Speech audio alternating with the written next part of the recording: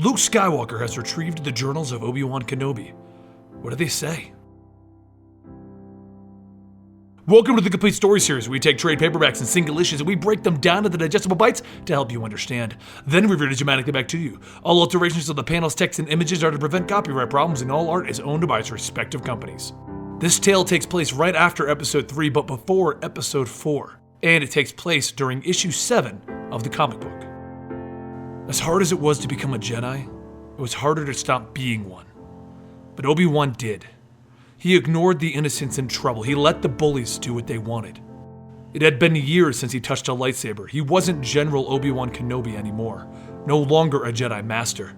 Just Ben. Quiet old Ben, who lived far out in the Dune Sea where nothing but Womp Rats and Tusken Raiders ever dared to go. Ben, the forgotten hermit. The relic. Instead of battling Sith Lords and bounty hunters, he was battling monotony and inactivity. He knew he should be training the boy, Luke Skywalker, but his uncle would never allow it. Obi-Wan never blamed him either, considering the last Skywalker that he trained was gone. They were all gone. All of the Jedi. And perhaps, Ben wonders, should he have gone with them? Once a Jedi Master, he did the only job he could. He would use his powers to steer Jabba's thugs away from Luke's farm. If he couldn't train him, he would at least keep him safe. His only hope was that one day the boy himself would see that he was destined for more than farming. Things were even worse at this time though. It was the worst drought that the planet had ever seen. The moisture farmers could barely get enough water for themselves, let alone enough to trade with the town for supplies and food, especially with Jabba's water taxes that he was collecting. They said that Jabba took lavish baths in the water he collected, but Obi-Wan had met Jabba before, and he never bathed.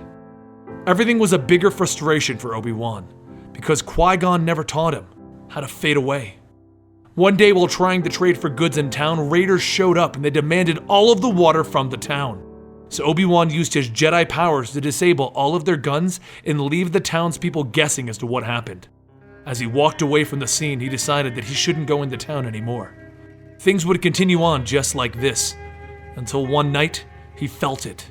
The one job that he had left to do, he failed in. Luke was lost in the Dune Sea, wandered off from his home. He had been captured by the Raiders because he was trying to steal the water back. The Raiders decided that they would take this boy in as a slave, when suddenly the lights on all of their speeders went out. Then, one of the Raiders was thrown into the air. The Raiders all panicked and they knocked Luke down by hitting him in the head. So, all of the Raiders' guns went flying into the air. Then they were thrown around onto the speeder. Obi-Wan walked over and picked up the unconscious Luke and he carried him home. Luke never knew what happened, and the drought eventually ended, stopping this conflict. Jabba swore vengeance on whoever had stopped his raiders, but no one knew who it was. No one knew what to call him. His name was Obi-Wan Kenobi, the last of the Order. But it's not the end of the Jedi. All it took was one boy's courage to ensure that, and hopefully, one day soon, Obi-Wan can tell the boy that. Luke turned to the page on the story then to continue reading. Hey R2, you mind driving for a little longer? I don't know where we're going, but I'm working on it.